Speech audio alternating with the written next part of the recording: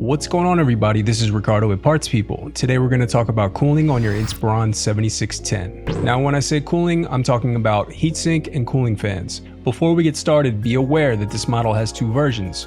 One has 2 fans, the other has 3. Today we're going to talk about the one with 2.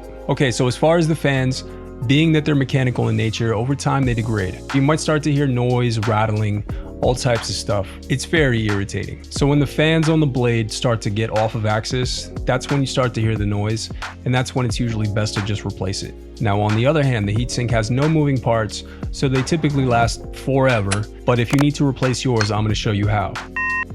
Parts People tutorials. Upgrade or repair your Dell.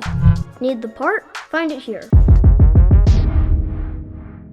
Okay, tools. I used a Phillips #1 for this repair. If you don't have one and you need one, I'll leave a link for that as well as your Dell replacement parts down below. First, unscrew and gently pry apart the bottom base cover. Real quick, I just want to mention that I referenced the Dell owner's manual when I perform these repairs. You might have found a way that works better and faster for you. So if you did, tell us how you did it below.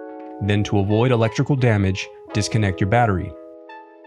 Now for the left and right fans, you'll just unscrew and disconnect them both the same way.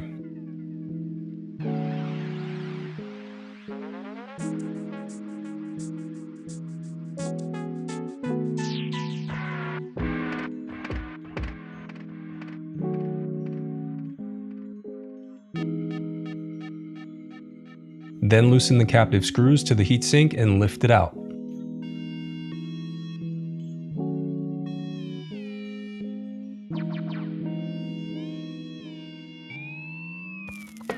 Okay, you've gotten this far and you're still having issues. What do? You can always reach out to us for diagnostics, repairs, upgrades, or anything else Dell related. We've specialized in Dell laptops for over 20 years, so if you need anything at all, link is... Now the reinstallation process is as simple as retracing your steps in reverse. If you still need to purchase your replacement part, click here to visit our site and find it. And while over there, you can view our printable instructions that include images to help you along the way. And also don't forget, we have more playlists here, so keep checking back.